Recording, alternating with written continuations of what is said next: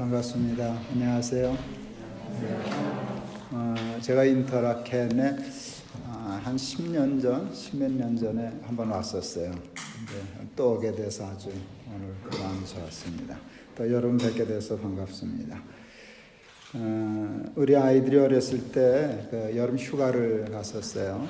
근데 이제 군부대 우리 친구가 있어서 거기 가서 하룻밤 자고 설악산을 넘어갔는데 새벽에 일찍 잠이 깨서 이렇게 산책을 나갔더니 웅덩이에 이렇게 군인들이 참호라 그러죠. 이렇게 고쳐 쓰려고 땅을 이렇게 파놨었어요. 거기에 물이 고여 있었는데 거기에 개구리들이 놀고 있었어요. 제가 아이들에게 저 개구리 큰일 났다. 저 개구리 이제 죽는다. 했더니 개구리가 왜 죽어요? 저 이제 물이 마르면 못 나와서 죽지 않겠냐? 그랬더니 그러면 살려줘야지. 마침 큰아이가 잠자리채를 가지고 있었어요. 잠자리채로 개구리를 잡기 시작했어요. 왜 잡았을까요? 살려주려고. 근데 개구리들이 그렇게 생각했을까요? 얘는 생각이 좀 다르시더라고요. 잡히면 죽는 줄 알고 그냥 도망다니기 시작했어요. 그래도 몇 마리 잡았어요. 몇 마리 끝내 도망다녀서 그냥 포기했어요. 제가 생각했어요. 그 잡힌 개구리들은 아마 이렇게 생각했을 거예요. 이젠 죽었구나. 근데 그 개구리 살았어요. 도망간 개구리는 아마 이렇게 생각했을 거예요. 하마터면 죽을 뻔했네. 그 자식 죽었어요. 왜 이야기를 시작하나? 여러분이 이제 며칠 저하고 설교를 같이 나눌 텐데요. 우리는 선악과를 따먹은 죄인이기 때문에 하나님과 생각이 달라요. 그걸 알아야 돼요. 하나님과 아무리 예수를 믿는다 그래도 우리의 정서, 본능, 본성, 생각이 하나님하고 달라요. 그래서요, 하나님의 말씀에 자꾸 이렇게 부딪혀요.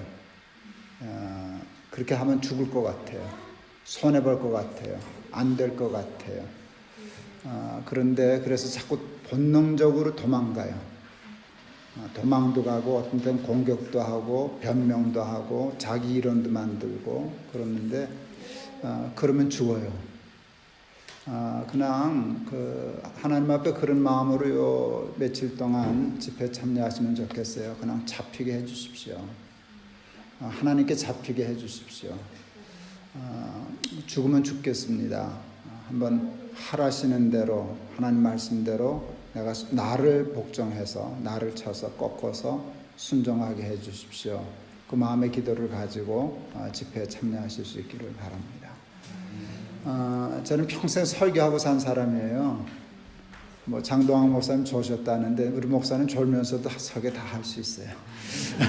밥 먹고 한 게 그거니까. 그리고 그냥 여러분들 그냥 기분 좋게 마음 편하게 귀에 듣기 좋은 설교 얼마든지 할 수 있어요. 근데 그러면 비행기값 아깝잖아요. 그렇죠? 네, 비행기값 아깝잖아요. 그러려고 뭐하러 여기 오겠어요? 조심은 하겠는데요. 여러분 상처 안 받도록 조심은 하겠는데 상처받을까 봐 할 말 못하지는 않을 거예요. 그래야 되지 않겠어요? 여러분을 젖 먹는 아이처럼 다루어 드릴까요? 강한 군사처럼 다루어 드릴까요? 여러분 뭐라 그래도 상관없어요. 난 이미 결정했으니까. 젖먹이 이렇게 재우듯이 그러는 설교는 안 할 거예요. 그럴 마음 가지고는 오지 않았어요. 좀 강하게 다루려고 그래요. 그래서 조금 마음의 각오를 하시고 그러시면 좋겠어요. 제가 이민교회를 참 많이 다니고 집회하는데요. 이민 생활이 힘들잖아요. 그래서 이렇게 지쳐져 있고요. 자기도 모르는 사이에 굉장히 좀 약해져 있는 부분들이 있어요. 이민자들이 제일 많이 쓰는 단어 중에 하나가 상처라는 말이에요. 상처받았다. 특히 미국 교회 교인들이 심하더라고요. 사실 상처 많이 받아요. 교회에서도 상처받고 세상에서 상처받고. 그래서 교회 오면 뭘 받고 싶어 하는가 하면 위로를 받고 싶어요. 또 교회는 그런 기능이 있어야 돼요. 위로를 받아야 되는데 근데 조금만 강하게 몰면 도망가려고 그래요. 좀 쉬려고 왔는데 왜 저렇게 자꾸 뛰라 그러냐. 이제 그러는데요. 여러분 자꾸 쉬려고 하고 위로만 받으려고 그렇게 하면 평생 거기서 벗어날 수가 없어요. 도전하고 돌격하고 돌파하고 이런 강한 정신을 가져야 이민 생활도 이겨낼 수 있고 이 세상 생활도 이겨낼 수 있고 믿음의 생활도 제대로 할 수 있을 줄로 믿습니다. 각오하실래요? 네, 그럼 시작합니다. 제가 페이스북을 2011년부터 하기 시작했어요. 여기도 몇 분은 아마 계실 거예요. 제 페이스북에 들어오시는 분들이 꽤 많아졌어요. 팔로워가 자랑인데요. 한 11만 명이 넘었어요. 그러니까 이제 꽤 많은 사람. 제가 이제 페이지를 2개로 운영하기 때문에 한 12만 명 가까이 지금 글을 읽는데 요즘 조금 뜸해졌지만 거의 매일 글을 쓰곤 했었어요. 한때는 그 마태복음을 이렇게 강해를 쭉 했었어요. 매일 강해처럼. 그런데도 꽤 많은 사람들이 그 강해를 읽고 댓글도 달고 이제 그 반응을 했었는데 어느 날 신기한 댓글이 달렸어요. 자기 아이디를 사탄이라고 썼어요. 그리고 댓글이 돌아버리겠네. 사탄 돌아버리겠네. 그렇게 썼어요. 그래서 이건 또 웬 놈이냐. 그래서 제가 해석을 했어요. 예수 잘 믿는 친구가 이 글을 보고 은혜를 받아가지고 야 사탄이 이런 걸 보면 돌겠다.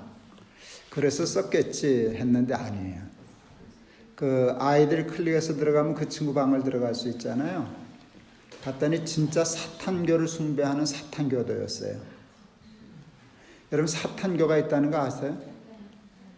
모르시는 분들도 꽤 많을 거예요. 사탄교가 있어요. 타락한 천사 루시퍼를 숭배하는 종교예요. 그런데 어느 날 제가 누가 구해다 줬어요. 사탄교 바이블을 봤어요. 사탄교에도 바이블이 있더라고요. 이게 두꺼워요. 그분도 말씀이 많더라고요. 제가 첫 장 첫 줄 읽고 덮었어요. 그러니까 첫 장 한 줄은 읽었어요. 제가 한 줄 딱 읽고 덮었는데 그 첫 줄의 내용이 뭔가 하면 내 삶의 주인은 너 자신이다. 내가 이거 덮어서 그놈이 아직도 그놈이네. 이 말이요, 여러분 사탄이 하와에게 선악과 따먹으라고 할 때 했던 말이었어요. 내가 하나님이야. 내 삶의 주인은 너야. 왜 하나님 보러 내 삶에 대해서 이래라 저래라 하게 하냐? 난 네가 결정해. 먹고 싶으면 먹는 거고 따고 싶으면 따는 거지. 내 삶은 내 거야. 내 삶의 주인은 너야. 이게 사탄의 유혹이었어요. 근데 사탄경 1장 1절이 내 삶의 주인은 너 자신이다. 이렇게 썼어요. 여러분 그런데 이 말이 얼마나 위험한 말인지 몰라요. 왜 그런지 아세요? 참 매력적인 말이에요. 여러분 우리가 그 말 들으면 이렇게 마음으로 이렇게 맞아 하는 생각이 들어요. 운명아 저리 비껴 내가 간다 이러고요. 내 삶은 내 거야. 이럴 때 얼마나 좋아해요. 매력적이에요. 북한의 김일성이 주체 사상을 얘기하잖아요. 주체 사상도 바로 그런 거잖아요. 제가 북한에 관심이 많아서 북한 여러 번 들어갔다 왔었어요.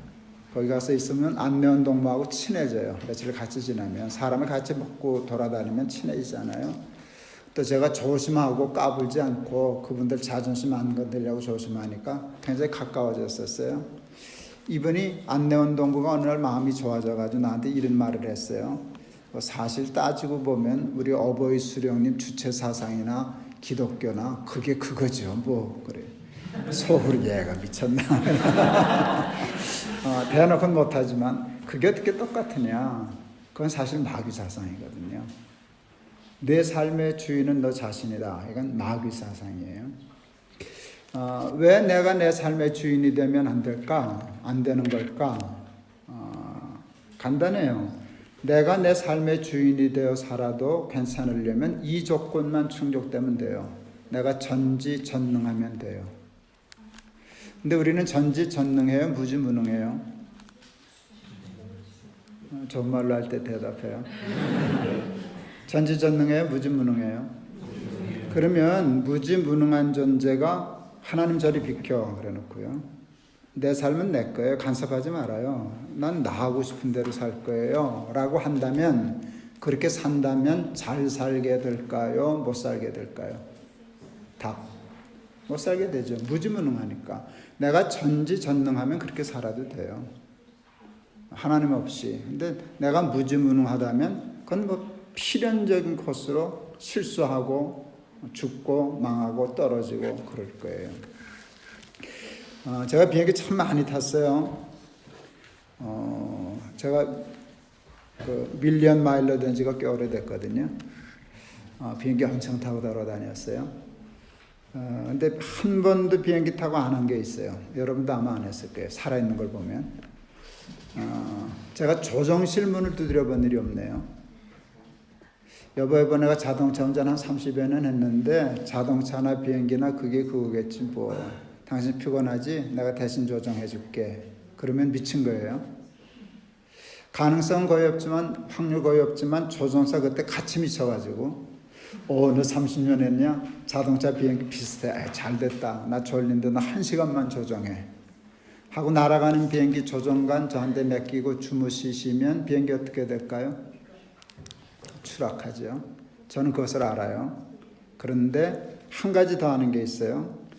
비행기는 조종사가 조종하야 안전하다. 저는 한 가지 더, 나와 세상은 하나님이 조종하셔야 안전하다. 제가 보니까 참 복을 많이 받았어요. 복을 굉장히 많이 받았어요. 엄청난 복을 받았어요. 그런데 내가 어떻게 이렇게 복을 받게 되었을까?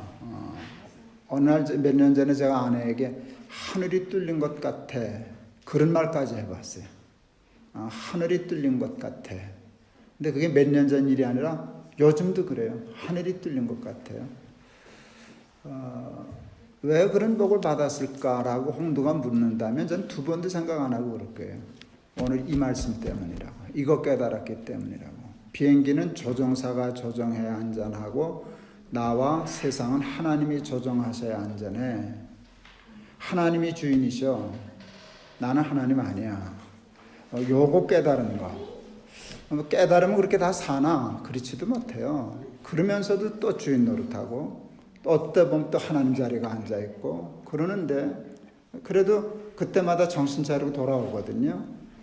하나님은 내가 흠없고 완전해서 봐주시는 게 아니라 실수하고 또 하나님 노릇하고 주인 노릇하고 욕심부리고 그러지만 그때마다 나를 책망하고 자꾸 돌아오려고 하는 것을 믿음으로 보시고 내가 내 마음 다 알았다 하고 인정해 주셔서 그랬는데 그것 때문에 엄청난 복을 받았어요. 내 삶의 가장 중요한 말, 신앙에 있어서 하나님이 주인이시다. 이게 전부예요. 이게 전부예요. 어린아이들이, 미숙한 어린아이들이 모르는 게 있어요. 모른다는 것을 모르고 못한다는 것을 모르면 미숙한 거예요. 아톰, 마징가젯, 슈퍼맨 이런 만화 영화가 나오면요 다음날 골목에 반드시 모가지에다 버제기 묶고 날아다니는 놈들 생겨요. 나는 아톰이다, 슈퍼맨이다 이제 그러죠. 그건 아주 건강한 거예요. 정상적으로 자라는 거예요. 정상인데 위험해요. 높은 아파트에 살면 그때는 베란다면 신경 써야 돼요. 에이 그렇지만 아니요. 애들은 실제로 뛰어내릴 위험성이 여러분 생각보다 훨씬 높아요. 그래서 전 세계적으로 해마다 그런 사고로 죽는 아이들이 꼭 있어요. 이렇게 이게 묶고 날아갔다가 높은 투승이기 시작하고 얼마 안 돼서 우리 청년 조카아이가 3돌 지난 아이가 슈퍼맨 보고 보재기 묶고 3층에서 뛰었어요. 날랐어요. 베란다에서 슈퍼맨 하고 날랐어요. 근데 나무에 걸려서 살았어요. 조그마니까 나무가 받아줬어요. 그래도 얘가 양심이 있어서 기절했어요. 하나도 다치진 않았는데 기절만 했어요.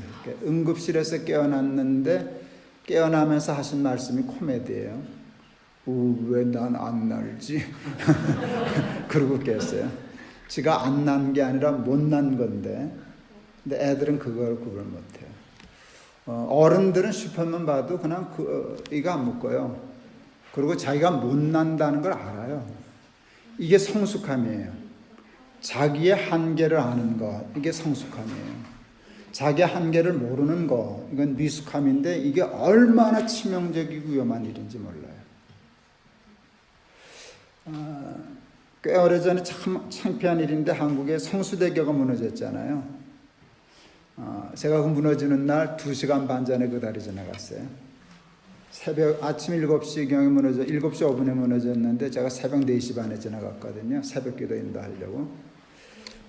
그때 따라 은혜가 뻗쳐가지고 찬송가 부르고 지나갔어요. 위험했어요.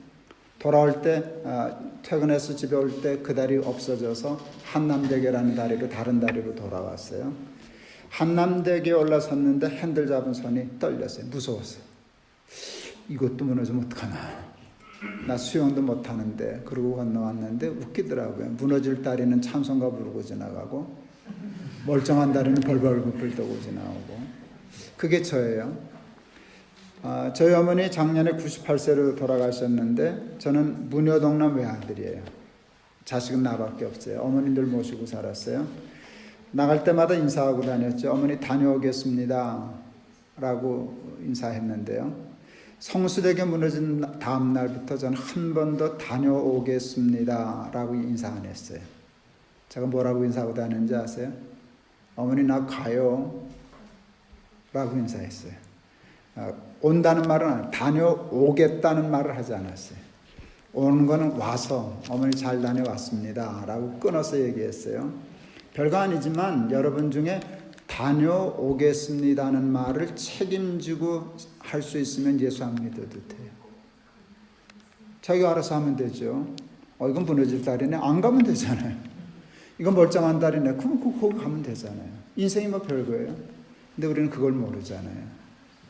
그렇기 때문에 하나님 없이 내가 내 삶의 주인이 되어 산다는 건 참 위험한 일이에요. 여러분의 삶의 주인은 누구세요? 굉장히 중요한 질문인데요. 여러분의 주인은 누구세요? 답은 다 알지만 그 답이 여러분의 것일지는 잘 모르겠어요. 인생이 참 사는 게 힘들어요. 일이 꼬이기도 하고 힘들기도 하고 어렵기도 하고 실패도 하는데 모든 실패와 사망의 원인은 단 하나예요. 내가 주인 노릇했기 때문이에요. 하나님께 인생을 맡기지 않고 입으로는 주여 주여 부르지만 삶을 하나님께 고백하지 않고 내가 주인 되어서 내가 하나님이 되어서 내 말씀을 따라 살지 않고 욕심을 따라 살기 때문에 인생은 꼬이는 거예요. 정말 하나님이 주인이 되시면 인생이 꼬일 수는 없어요. 하나님은 그렇게 우스운 조종사가 아니시기 때문에 천지를 창조하시고 전능하시고 우리를 사랑하시는 분이시기 때문에 그분이 내 삶의 조종관을 잡으시면 논리적으로 당연히 우리는 실수할 수 없어요. 그러니까 모든 실패와 모든 불행과 모든 괴로움과 모든 사망의 원인은 하나밖에 없어요. 내가 하나님 된 거, 욕심을 따라 사는 거, 내가 내 삶의 주인이 된 거, 그게 전부예요. 2001년 10월 7일 높임터 숭의교회를 개척했어요. 쉰이 넘어서 개척했어요. 그 전에 제가 동안교회라는 교회 다니면는데 그 교회도 꽤 컸었어요. 근데 50 넘어서 포기하고 다시 개척을 했는데 쉰이 넘어서 교회를 개척하니까 조금 마음이 새삼스러웠어요. 그냥 당연한 얘기지만 좋은 교회를 한번 해봐야지. 좋은 교회를 해야지. 왜 제가 그 마음을 가졌는가 하면 저는 너무 좋은 교회를 다녔어요. 그게 복이에요. 좋은 목사님 만나고 좋은 장로님, 선생님 만나고 좋은 친구들 만나고 제 복에 이렇게 뿌리를 추적해 가보면 청량리 중앙교회라고 하는 교회가 나와요. 내가 사랑하는 교회예요. 그래서 제가 목사가 되고 교회를 개척했을 때 내가 좋은 교회, 좋은 목사님을 만나서 이렇게 복을 받았으니까 나를 목사로 만나는 교인, 높은 뜻 숭의교회를 자기 교회로 삼은 교인이 내가 받은 복을 받았으면 좋겠다. 그런 마음을 가졌어요. 나 착하죠? 네. 그런데 그게 그렇게 부담스럽더라고요. 그런 좋은 교회를 하겠다는 마음은 있는데 어떤 교회가 좋은 교회지? 어떻게 해야 좋은 교회가 되는 거지? 이거는 못 풀겠더라고요. 마음에 소원이 있는데 그러면 좋은 교회는 도대체 어떻게 하면 좋은 교회가 되나를 막상 풀려니까 그게 이렇게 막연하더라고요. 이렇게 딱 떨어져서 해답을 못 찾겠어요. 그래서 그게 굉장히 저를 힘들게 했어요. 한 몇 달 준비하는 동안에 그게 풀리질 않아가지고 이렇게 가위 눌림이 있었는데 그때 하나님이 제 마음에 해답처럼 주신 성경 구절이 마태복음 16장 13절 이하의 말씀이에요. 주는 그리스도시요 살아계신 하나님의 아들이십니다 라고 신앙 고백을 하니까 예수님이 내가 이 반석 위에 내 교회를 세우리니 그러시잖아요. 음부의 권세가 이기지 못하리라. 그 말씀이 늘 아는 말씀인데 새삼스럽게 나한테 은혜가 됐어요. 말씀이 이렇게 은혜가 되면은요, 전에 미처 놓쳤던 토시 하나까지가 새롭게 은혜가 되는 때가 있잖아요. 그때 저한테 새롭게 다가왔던 단어는 내가라는 단어였어요. 내가. 그 말씀을 듣고 제가 하마터면 이 말이 나올 뻔해서 덤택이 쓸 뻔했네. 하마터면 덤택이 쓸 뻔했네 하는 생각이 들었어요. 예수님은 그러시는 것 같아요. 내 교회를 네가 왜 고민하냐? 내 교회는 내가 세울 텐데 네 교회냐? 내 교회를 왜 네가 고민해? 내 교회는 내가 세울 거야. 그래서 내가 얼른 마음으로 예수님에게 내가 드렸어요. 덤택이 쓸 뻔했네. 괜히 내 것도 아닌데. 그래서 드렸어요. 그때 저는 실제로 느낀 거니까 이렇게 짓누르든 이게 벗어지는 자유함을 느꼈어요. 이렇게 쓸데없는 걱정하고 있었거든요. 하나님도. 그리고 내가 세우는 교회는 좋은 교회 만들 자신 없었어요. 그런데 예수님이 세우시는 교회는 그건 좋은 교회일 거 아니에요. 그건 틀림없이 좋은 교회잖아요. 그래서 문제가 해결이 됐어요. 좋은 교회란 예수님이 친히 세우시는 교회다. 그것까지 풀었어요. 그 다음에 질문이 생겼어요. 근데 예수님은 누구 교회를 세워주시나? 그럴 때 내가 해야 할 일이 뭔가를 찾았어요. 그때 제가 깨달은 단어는 유치라는 단어예요. 유치. 평창 동계올림픽 유치한다라고 하는 거예요. 유치. 이렇게 IOC 위원들한테 가서 프레젠테이션 하잖아요. 우리 평창에서 동계올림픽 열리게 해주시면 이렇게 하겠습니다 하고 프레젠테이션을 하면 듣고 몇 년도에는 평창 이렇게 결정하는 거잖아요. 예수님 앞에 우리가 프레젠테이션 하는 거예요. 우리 높은 뜻 숭의교회를 세워주시면, 우리 취리 한소망교회를 세워주시면 우리는 이런 교회를 하겠습니다 할 때 예수님 들으시고 한소망교회가 좋겠네 이렇게 낙점을 하는 건데, 어떻게 하면 예수님을 유치할 수 있나? 예수님을 유치할 수 있는 그 코드가 뭔가, 암호가 뭔가. 그럴 때 그게 신앙 고백이라는 걸 알았어요. 주는 그리스도시요 살아계신 하나님의 아들이십니다. 그러면 예수님이 이게 좋다, 이거 반석 같으네, 여기다 교회 하나 세워야 되겠네, 그렇게 풀었어요. 그리고 그 신앙 고백을 제가 아주 간단하게 내 말로 정리했어요. 하나님이 주인이신 교회를 하겠습니다. 하나님만 주인이 되시는 교회를 하겠습니다. 저는 재작년에 이제 은퇴를 했어요. 은퇴를 했는데 제 평생의 그 이후의 목표는 단 하나예요. 철학, 목회의 목표는 단 하나예요. 하나님만 주인이 되시는 교회. 그리고 그 목표를 실천하기 위해서 전략을 세웠어요. 여러분, 하나님이 주인이 되시는 교회가 되려고 하면 말로 해서 되는 게 아니에요. 왜 하나님이 주인이 못 되시는지 아세요? 교회? 목사가 주인이 되기 때문이에요. 장로가 주인이 되기 때문이에요. 돈 많은 사람이 주인 노릇 하려고 그러기 때문이에요. 오래 다닌 사람이 주인 노릇 하려고 그러기 때문이에요. 그래서 점점 살다 보면 하나님 자리가 없어져요. 여기 인터라켄에 제가 이제 코스타 때문에 왔었는데 그 박수웅 장로님이라고 그 미국의 마취과 의사예요. 근데 아주 그 강의를 잘 하셔요. 이번에 이제 코스타 강의를 하는데 저도 들었죠, 맨 앞에서. 이분이 그 이제 우스갯소리를 했어요. 어느 날 목사 하나, 장로 하나, 집사 하나가 천당을 갔대요, 천국에. 집사 하나가 들어갔더니 하나님이 너무 좋아하시더라는 거예요. 신발도 벗고 그냥 뛰어내려와서 그걸 안고 발짝발짝 뛰고. 집사 하나 왔는데 저렇게 좋아하실까?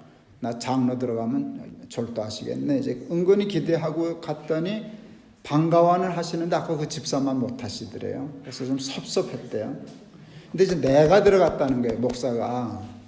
그랬더니 하나님의 의자에서 일어나지도 않으시더래요. 그리고 눈치가 저 자식은 어떻게 여길 다 왔나 신기하게 생각하더래요. 그러더니 마지막에 그냥 너 잘 왔다 이제 그 정도로 해서 기분이 좋았대. 자기보다 박대를 받으니까. 그래도 궁금해서 물었대요. 그 김 목사 잘 나가던 사람인데 하나님 왜 그러셨어요? 그랬더니 하나님이 그러셨다는 거예요. 저 자식은 내가 자리에서 일어나기만 하면 자꾸 내 자리를 깔고 앉아서 난 무서워서 못 일어나. 이 장로 못돼 못다 그러고서 속으로 웃었는데요. 평생 그 말이 안 잊혀져요. 정말 그러겠구나. 지금 한국은 전 통합청 목사인데 우리 그 목사님도 마찬가지지만 교회 세습 때문에 명성교회 세습 때문에 제가 아주 조금 지나치게 지금 앞장서서 싸우고 있어요.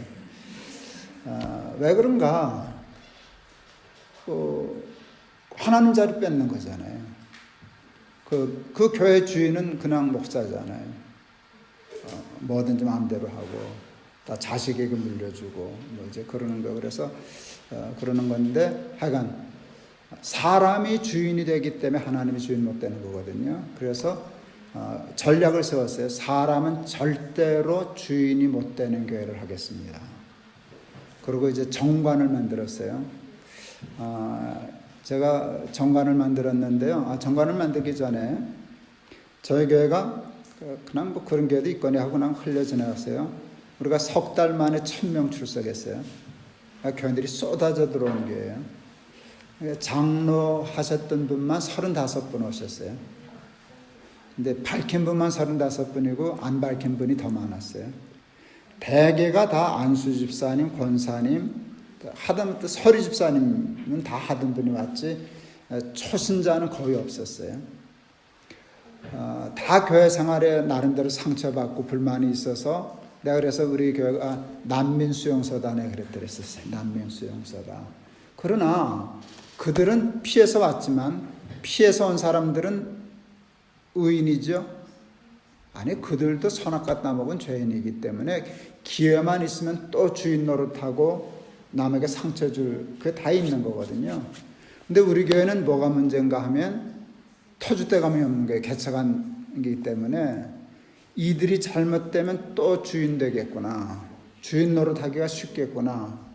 그래서 제가 아주 특단의 조치를 취했어요.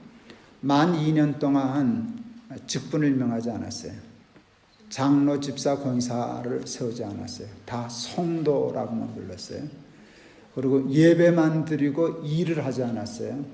남녀 선교회 뭐 사업도 이거 못하게 해서 일하다가 싸우니까 일하다가 또 힘이 생기니까 교인이 한 3,000명 출석할 때까지 구역을 만들지 않았어요. 구역장 세우기 싫어서 장자 들어가는 거 세우기 싫어서 만 2년 동안 주일 예배 때 대표 기도를 안 세웠어요. 왜 대표 기도를 안 세웠게요? 대표 될까 봐. 대표인 줄 알까 봐. 그 정도로 예민했어요. 그 정도로 예민했어요. 대표가 어디 있어? 교회 대표가 어디? 그런 착각들을 자꾸 하거든요. 그래서 하나님 교회는 예배 드리는 곳입니다. 은혜 받아야 됩니다. 그리고 만 2년 동안 교회는 많이 커졌는데 구역을 만들지 않고 교회를 했으니까 제가 얼마나 사람이 주인 노릇하는 일에 대해서 민감했는가를 이렇게 알 수 있어요. 저희는 이제 정관을 세울 때 장로님들, 안수 집사님들, 권사님들 소위 항전직이라 그러는데 이 항전직을 무너뜨렸어요. 6년만 하고 그만두시라고.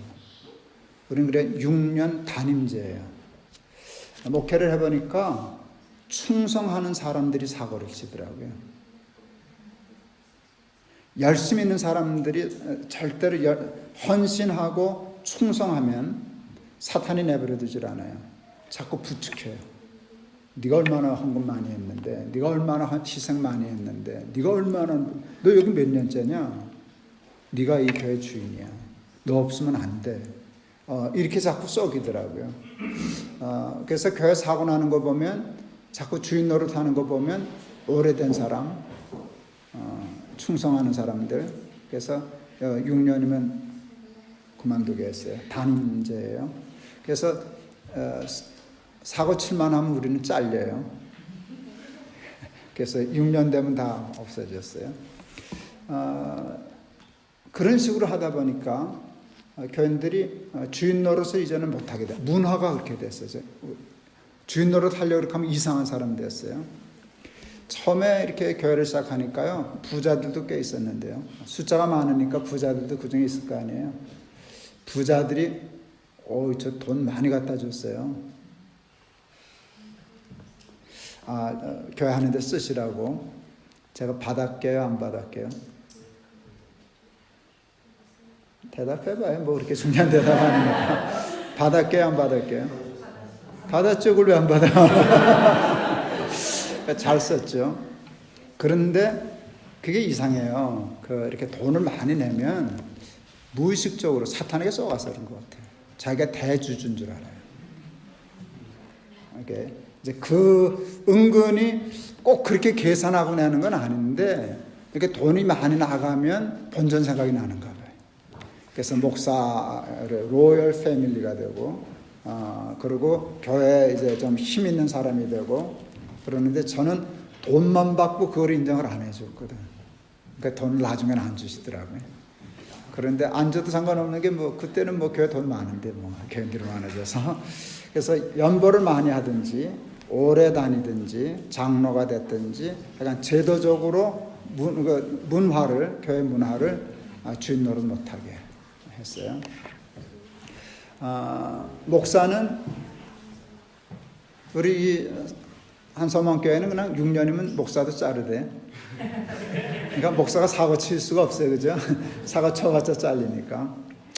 그래도 괜찮다 싶긴 한데, 저는 목사는 직업으로 봤거든요. 목사님들 기겁하는 사람들이 많은데, 목사는 직업이잖아요. 이상해요. 목사를 직업이라고 보니까. 직업이라고 하면 싹군 취급하는 사람들이 그렇지 않아요. 여러분, 직업은 소명이거든요. 제가 나중에 얘기할 수 있을 텐데, 그렇기 때문에 그 직업을 가정도 있고 그런 사람을 그냥 6년마다 대책 없이 자르는 일은 좋은 직장은 아니에요. 그래서 저희 교회는 나라면 안 가. 저부터 안 가. 그 6년만 하고 나중에 어떻게 될지 알고 어떻게 가요. 가능하면 정년 보장해주는 자리가 있으면 거기를 가겠죠. 그래서 저희 교회는 목사는 65세까지는 정년은 보장하는데, 문제는 뭔가 하면 6년마다 그 대신 한 번씩 신임은 묻자. 교인들에게. 그냥 잘하시면 65세까지 봐드릴 수 있는데, 목사는 우리하고 안 맞는 것 같아요. 딴 데 알아보시죠. 그렇게 하면 투표해서 안 되면 우리가 정한 거는 1년 동안 안식년 보내주십시오. 1년 동안 생활비 주시면 그동안 다른 게 찾아보고, 이제 그런 말미를 달라 해서 저희 교회는 6년 하고 1년 안식년 하고 재신임을 받아야만 하게 되니까, 목사도 함부로 주인 노릇 못하게 하는 안전장치를 나름대로 만들었어요. 그래서 잘했다 싶었는데, 그래도 내가 한 사람을 놓쳤어요. 장로님도 주인 노릇 못하게, 부자도 주인 노릇 못하게 했는데 한 사람을 못 잡았어요. 누구게요? 나죠. 나를 못 잡았어요. 언제나 그렇잖아. 자기는 못 보고 남만 잡으려고. 저희 교회가 그 학교 강당을 빌려서 예배드리던 교회였어요. 근데 사무실하고 교육과는 임대해서 사무실을 빌렸었는데 저희가 명동 거기에서 남산 올라가는 쪽에 길이었기 때문에 임대료가 아마 뭐 대한민국에서 제일 비싼 곳 중에 한 곳이죠. 엄청난 돈이 매달 나가는 거예요. 근데 돈이 아깝더라고요. 그렇게 매달 월세 줄 바에야 은행 융자 얻어가지고 이자 무는 게 싸겠다. 그래서 사는 게 낫겠다. 그래서 좋은 빌딩이 하나 나와서 건물을 사기로 했어요. 그때 저희는 교회에다 돈을 쌓아두고 하는 일을 안 했기 때문에 돈이 없어서 조금밖에 없어서 그때 은행에서 한 30억 정도 융자를 받아야 그 건물을 살 수 있었어요. 30억이 작은 돈은 아니지만 저희한테 큰 돈은 아니었어요. 우리가 숫자도 되고 교회 재정도 많았기 때문에 그럼 뭐 1, 2년이면 충분히 얼마든지 쉽게 갚을 수 있는 돈이어서 은행도 그냥 쉽게 빌려줄 줄 알았어요. 근데 은행이 돈을 안 빌려줬어요, 우리를. 그래서 내가 의아하게 생각했어요. 저 사람들은 어떻게 해서 밥 먹으려고 우리 같은 교회를 돈을 안 빌려주냐. 우리 교회처럼 확실한 교회를. 그래서 제가 세 번째 제가 가서 만나서 물었어요. 왜 안 주냐고 그랬더니 신용이 없다고 그러더라고요. 아니 우리가 3,000명 모이는데 1년 예산이 몇십억인데 이거 못 갚을까 봐 신용 없다고 그러냐 그랬더니 엉뚱한 얘기를 했어요. 높은 뜻 순위교회는 석 달 만에 1,000명 모였다지요. 네. 목사님 때문이죠? 아니라고 그럴 수는 없겠네요. 그랬더니 기가 막힌 얘기를 했어요. 한 사람 때문에 2달 만에 1,000명이나 모이는 교회는 그 한 사람만 잘못되면 한 달 만에 무너집니다. 기가 막힌 말을 하는 거예요. 저는 말을 잘 듣는 은사가 있어요. 저는 은혜를 잘 받는 게 은사예요. 정말이에요. 저는 감동 잘하고 은혜 잘 받고 저는 화나고 무섭고 뭐 힘들어서 우는 적은 한 번도 없어요. 힘들면 저는 전투력이 더 발생해요. 그런데 감동하면 잘 울어요. 뭐 텔레비전 보다가도 울고 그림 보다가도 울고 책 보다가도 울고 축도하다가도 울고 뭐 설교하다가도 울고 그러는데 저는 은혜는 잘 받아요. 그 말이 그렇게 감동적이었어요. 너무 기가 막혀서 은혜를 받아서 그랬더니 이 친구가 오해했어요. 내가 말귀를 못 알아듣는 줄 알고 말을 못하니까. 그러니까 설명을 하더라고요. 잘 알아들으라고. 예를 들어 목사님이 스캔들이 나신다거나 그러더라고요. 죄송하지만 차 사고로 돌아만 가셔도 우리 돈 못 받습니다. 목사님 한 사람 때문에 모인 교회인데 목사님이 없어지면 이 사람들 여기 안 옵니다. 구심점이 무너졌기 때문에 굉장히 연약한 구조입니다. 숭일교회는. 우리 여기다 돈을 못 빌려줍니다. 그 말이 그 30억보다 더 안 된 귀했어요. 못 빌리면 그냥 세 물고 사면 되니까 뭐 상관없었어요. 내가 너무 은혜를 받으니까 자기 말에 은혜 받는 일에 감동받아가지고 돈 빌려줬어요. 그래서 그거 사서 아주 좋은 건물 됐죠. 그날 알았어요. 제가 결심을 했어요. 높은 뜻 숭의교회에서 김동호 목사 제거하기. 이거 제가 세운 목표예요. 높은 뜻 교회에서는 김동호가 없어야 살겠다. 그래서 제가 처음에 세운 전략은 안식년을 강구했어요. 저는 안식년을 어떻게 풀었는가 하면 쉬는 거로 풀지 않고 너 없어도 돼로 풀었어요. 제가 동안교회 때 안식년을 했거든요. 제가 동안교회 때 안식년 할 때는 97년 IMF 때 한창 건축 중이었을 때요. 한 100억 되는 작지도 않은 큰 건물 할 때인데 IMF 걸리니까 초비상이거든요. 그때 내가 안식년 했어요. 담임 목사가. 이게 말이 안 되는 소리잖아요. 어떻게 담임 목사가 안식년을 건축 중에 해요. 그것도 IMF라고 하는 비상사태 중에 책임자가 빠진다는 건 무책임한 일이잖아요. 장로들이 기가 막혀서 말을 못했는데 내가 한마디로 설득하고 안식년 갔어요. 장로님, 내가 안식년을 쉬는 거로 풀지 않고 너 없어도 돼로 풀었다고. 먹고 사는 건 나한테 달렸지 너한테 달린 게 아니야.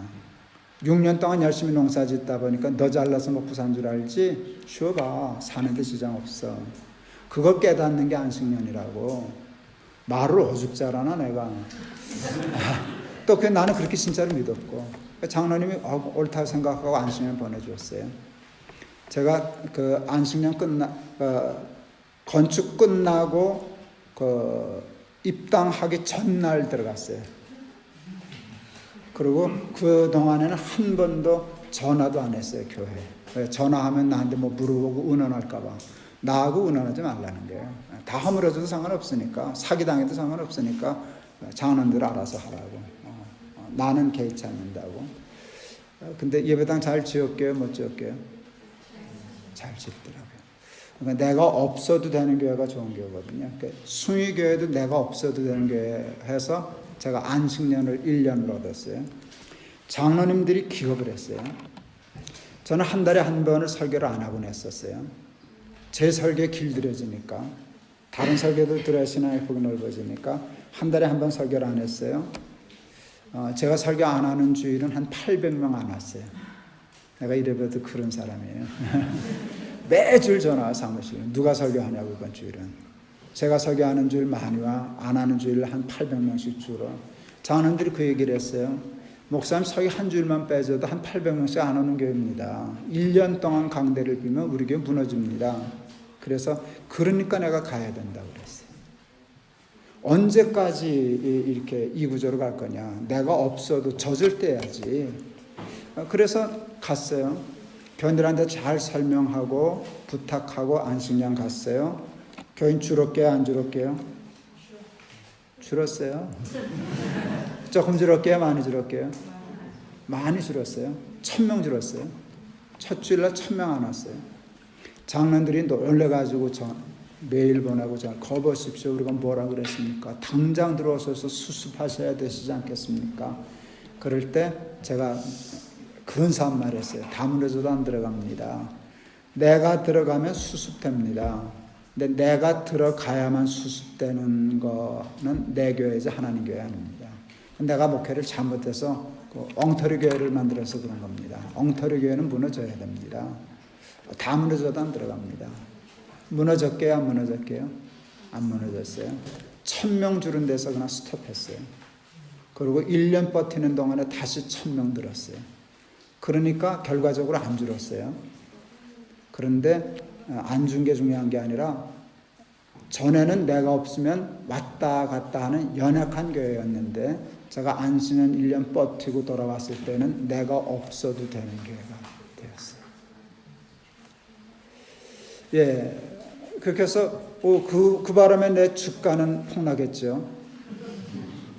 그렇잖아요. 내가 없으면 안 되는 교회가 돼야 큰 소리도 치고 버티기도 하고 그럴 텐데 내가 없어도 교회 잘 되니까 나는 이제 값어치가 없어지는 거잖아요. 담임 목사의 값어치가 떨어지면 이상한 말이다. 떨어질수록 교회는 건강해질 수 있잖아요. 자기 자리만큼만 하면 되는데 필요 이상으로 없어서는 안 되는 사람 되면 안 되는 거거든요. 최고의 리더십은요, 있으나 마나한 사람이 되는 거예요. 내가 없어도 조직과 교회가 잘 되게끔 하는 일이 그게 최고의 리더십이 하는 거거든요. 2008년 9월 7일 하나님이 교회를 넷으로 나눠라. 우리가 그때 한 5,000명 출석할 때인데 5,000명이 이제 그 숭의여자대학에서 할 수 있는 맥시멈이었어요, 캠퍼스가. 그래서 이제 더 이상 불어나면 이제 고민인데 하나님이 넷으로 나눠라 마음을 주셨어요. 그래서 넷으로 나누기로 생각했어요. 제가 60이 되기 전이었기 때문에 넷으로 나눠서 그 중에 하나는 내가 목회하려고. 그랬더니 하나님이 안 된다 그러셨어요. 왜 그러냐 그랬더니 내가 맡으면 교인들이 안 흩어진다고. 그도 그럴 법했어요. 내가 맡으면 교인들이 안 흩어지니까. 그러니까 내 교를 못 흩으니까 네가 빠져야 교회가 넷으로 흩어질 수 있어. 그래서 뭐 어차피 은퇴할 건데 좀 몇 년 일찍 관두지 하고 그만뒀어요. 그 대신 나 65세까지는 월급 달라고. 그리고 한 달에 한 주일에 한 교회씩 이렇게 돌아다니면서 설교하고 그다음에 높은 뜻 연합 선교회를 맡아가지고 교회가 연합해서 선교하는 일을. 그래서 높은 뜻 연합 선교회가 됐어요. 다 이제 목사님들 담임 목사 당회에서 다 독립해서 분립했어요. 그때 우리 친구들이 선배들이 걱정했어요. 너 그러다 뒷방 들근이 된다. 뒷방 늙은이 된다. 너는 후배들한테 그렇게 다 하자 했지만 너 후배들이 너 그렇게 안 챙겨줘. 너 뒷방 늙은이 된다. 나이 든 사람이 이제 제일 골 땡기는 소리가 뒷방 늙은이거든요. 근데 사탄이 그 말로 저를 걸었어요. 너 뒷방 늙은이 된다. 그때 하나님이 제 마음에 그러셨어요. 넌 그러면 안방 많이 말려고 목회했냐? 그래서 너 같은 놈이 뭔지 아세요? 개척해서 큰 게 만들면 힘이 세거든요. 너 같은 놈이 뒷방 늙은이가 돼 주어야 네 말대로 내가 주인인 교회 아니냐. 그래서 기도했어요. 정말로 뒷방 늙은이가 되게 해 주시옵소서. 근데 기도하니까 조금씩 그거 실천할 용기가 생기더라고요. 하나님이 딱 한 번 테스트하는데 아슬아슬하게 합격했어요. 수요 예배는 제가 설교를 안 했는데, 그래서 수요 예배 드리러 가면 목사들이 자꾸 설교하라고 실경을 해서 전략이 담임 목사가 설교할 시간에 들어가는 거예요. 늦게 가는 거예요. 그러면 나보러 뭐라 안 그러니까. 예배 시작하는데 뭐 자기 여기 섰는데 와서 안 그러니까. 담임 목사가 수요 예배 설교 딱 시작했는데 어느 날 교회고 뒷자리가 앉았어요. 교인들이 우리 부부 오는 거 못 봤어요. 뒤에 앉았으니까. 우리 목사가 광고 시간에 말이 실수했어요. 여러분 뒤를 돌아다 보십시오. 반가운 손님이 오셨습니다. 그러더라고요. 하마튼 말이 제가 나를 손님이란다. 망치를 한 대 맞은 것 같더라고요. 내 충격이 얼마나 마음이 큰지. 난 한 번도 내가 높은 뜻 교회에 손님이라는 개척한 사람인데 내가 담임 목사하고 지는 그 전까지 부목사인데 내가 갑이고 지가 우리였는데 내가 보통 갑인가 슈퍼 울트라 짱갑인데 나를 울만 해줘도 좋겠는데 울도 아니고 병이잖아요. 병. 갑을병 할 때 넘버 3가 됐잖아요. 제가 나를 손님이란다. 그런데 빵 맞은 것 같고요. 마음이 이렇게 면도칼로 비워지는 것 같더라고요. 마음이 비워졌어요.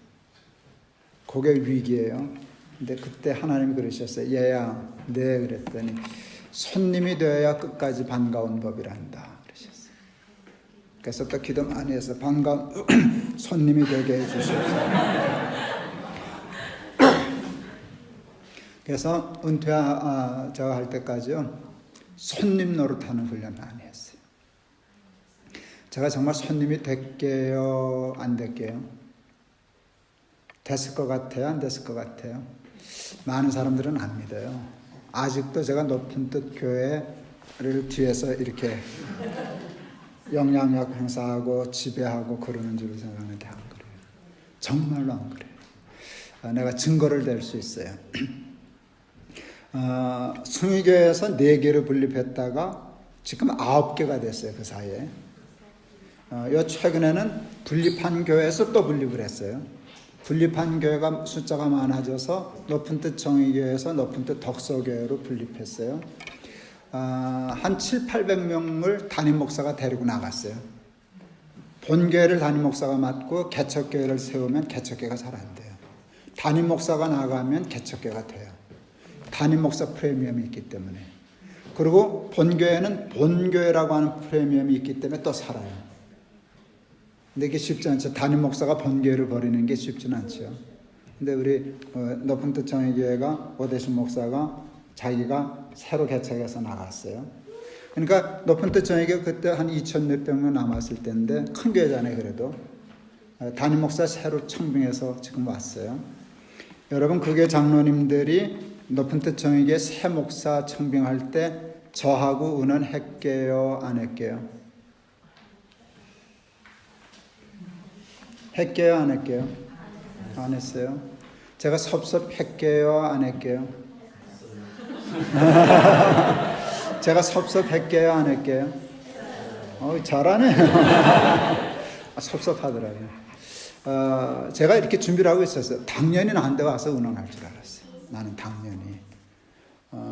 근데 안 오더라고. 그래서 이렇게 나한테 얘기도 안 하냐.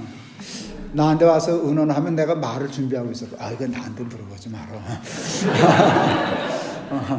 나는 은퇴했으니까 나 은퇴한 목사인데 물어보는 거 아니야. 이렇게 근사한 말을 준비했는데 이 인간들이 물어봐야 뭐 내가 그 말을 하지. 그랬는데 진짜 내가 손님이구나.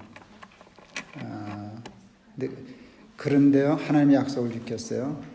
이제 담임 목사 청명한 후에 이제 인사하러 왔어요. 장로님이랑 같이. 목사님 죄송합니다. 그래서 야 조금 섭섭하더라. 그런데 가만 생각하니까 그게 옳았어. 그러니까 내가 더 잘한 거 아니냐, 그렇지? 이제 그랬어요. 그러니까 높은 뜻 교회에서 9개 교회 중에 처음으로 나와 관계없는 목사가 왔어요. 다 우리 교회 부목사 출신이거든요. 교육전도사부터 있다가 어느 목사는 담임 목사는 대학생일 때부터 해서 지금 우리 교회 담임 목사가 된 거거든요. 그러니까 다 쉽게 말하면 박세리 키즈가 아니라 김동호 키즈들이거든요. 높은 뜻 교회는. 그런데 처음으로 김동호하고 아무 관계없는 나하고 물어도 안 본 사람이 왔어요. 이제 그분이 높은 뜻이라고 하는 조직에 들어왔어요. 내가 가서 처음에 예배할 때 그랬어요. 이제부터 우리 높은 뜻 교회가 한 단계 더 올라갈 거다. 김동호하고 관계없는 목사가 들어와서 교회가 더 좋아지는 것이 교회가 건강한 거잖아요.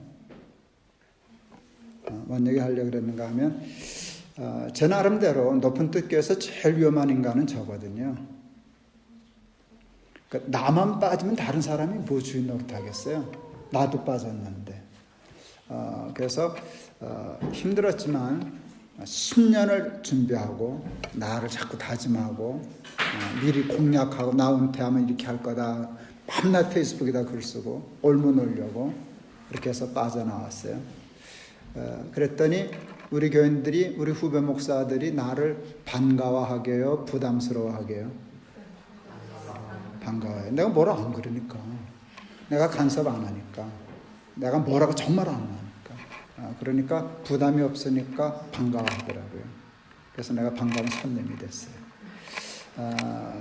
왜 그랬나? 하나님과 약속시키려고. 높은 뜻 교회의 주인은 하나님이십니다. 내가 하나님이 주인이십니다라는 신앙 고백을 말이 아닌 삶으로 하려고 자리하고 싸웠어요. 높은 뜻 교회 안에는 내 자리 없어요. 전 원로 안에였거든요. 아무것도 없어요. 그러니까 재단도 큰 재단이 있고 학교도 큰 학교 세웠고 그랬는데 그거 다 내려는 은퇴하는 시간에 다 끝내고 나왔지 뭐 하나도 내가 여기 건든 게 없거든요. 그래서 자리를 만들지 않았어요. 왜? 하나님이 주인이십니까? 아이고 안 가져왔네. 어느 날 하나님이 이게 지갑이라고 그렇게 하면 하나님이 내 돈 지갑에 눈독을 들이신다는 불길한 느낌이 왔어요. 되게 찝찝하더라고요. 그래서 내가 하나님 앞에 그래서 하나님 저 해와 달과 별 다 하나님 거라고. 해와 달과 별에는 욕심이 없더라고. 그건 하나님 거지. 뭐 내가 한 번도 욕심 부려본 저 해 내 건데 뭐 이런 생각 안 해봤거든요. 근데 요것만 내 거면 되겠는데 하나님이 이걸 눈독을 들이시길래 불안했어요.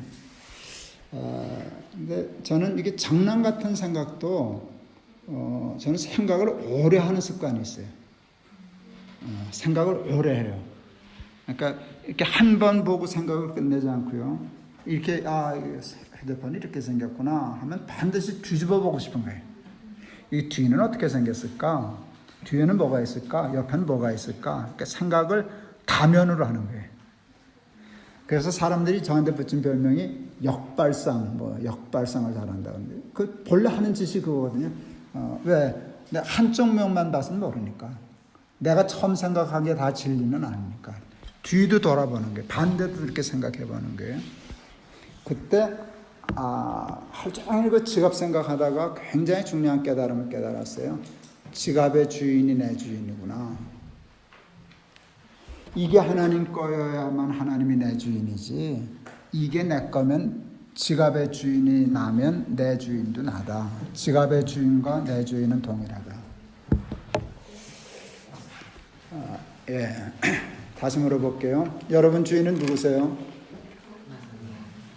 좀 캥기죠? 아까하고 좀 다르죠? 부담이. 아까는 이거 얘기 안 하고 물었던 거고. 이제는 이거 얘기하고 모르니까. 여러분 주인은 누구세요? 이거 걸고.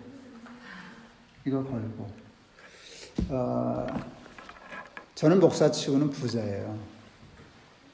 목사치고는 되게 부자죠. 나도 이거 걸면 상당히 부담스러워요. 그런데 이거 걸고 나는 하나님의 주인이에요. 그리고 그래서 첫 번째는 높은 뜻 교회 안에 내가 심했던 어떤 조직이나 교회든지 내 자리 만들지 않으려고. 오늘 이제 목사님하고 그 쯔빙글리 있던 그 교회에 가봤어요. 그분은 초상화도 잘 안 그리고 이렇게 자기를 드러내지 않으려고 그랬다는 거예요. 그게 개혁 정신이거든요.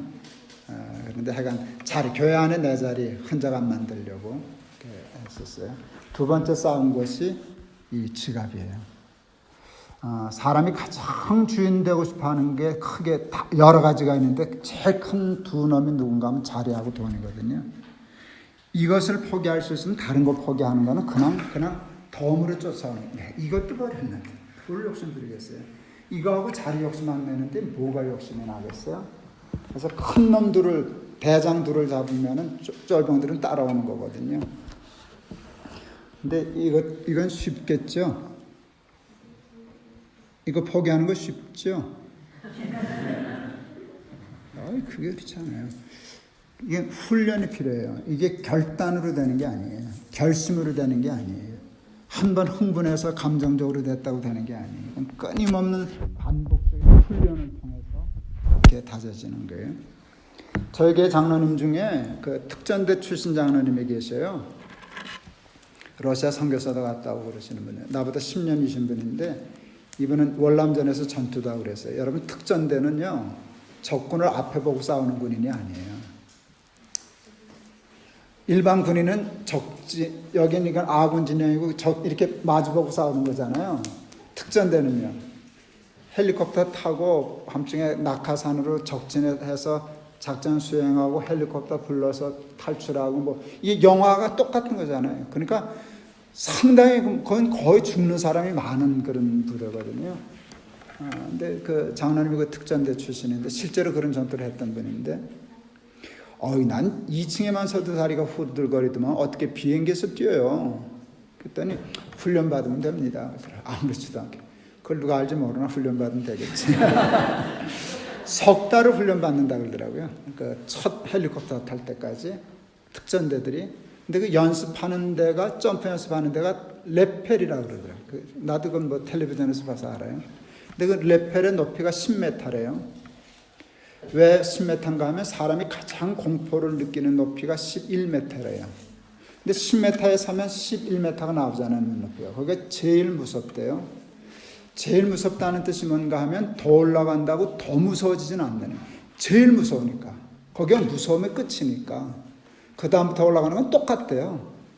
12m로 올라가든 120m로 올라가든 1200m로 올라가든 11m부터는 똑같다는 거예요. 그러니까 11m에서 뛰면 거기서도 뛸 수 있대요. 그 얘기를 듣고 내가 무릎을 탁 쳤잖아요.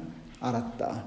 11조란 사람이 돈에 대하여 가장 공포를 느끼는 액수다. 거기서 뛰면 뛴다. 저는 방위 출신이에요. 군대는 방위를 갔다 왔는데 그때는 독자들 2대 독자부터는 방위를 갔어요. 그것도 1년도 안 가고 6개월 가서 방위 취급도 못 받았지. 그런데 나는 신앙생활은 방위처럼 살고 싶지 않아요. 특전대 하고 싶었어요. 신앙생활은 특전대 하고 싶었어요. 그리고 아까 처음에도 얘기했지만 난 내가 목회하는 교회 교인들을 유치원생 만들고 싶지 않았어. 제가 페이스북에다가 한참 연재하던 글이 있었어요. 마하나임. 마하나임은 하나님의 군대예요. 우리 하나님의 군대가 되자. 그런 전투병을 기르는. 그러니까 교회도 기능이 다를 거예요. 아픈 사람들, 연약한 사람 돌보는 기능도 그런 사명이 있으면 또 그런 교회 해야 되겠지. 근데 나는 그러니까 교회를 선택하라는 거예요. 나는 특전대 교회 할 테니까 해병대 갈 사람만 와. 특전대 갈 사람만 와. 그렇게 해서 그러니까 여긴 힘드니까 네가 선택했으니까 힘들다고 뭐라 그러지 마라. 본래 내가 힘들다 그랬잖아. 이제 그래놓고 몰아붙이는 목회를 평생 했었어요. 근데 제가 가장 저 자신도 그렇고 교인들 들볶은 게 11조였어요. 특전대 만들고 싶어서. 11조 얘기를 하는데, 여러분 11조 하면 천당 가고 안 하면 지옥 가죠? 그렇게 얘기하는 사람들이 있더라고요. 또 어느 목사는 11조 안 하면 암에 걸린다고.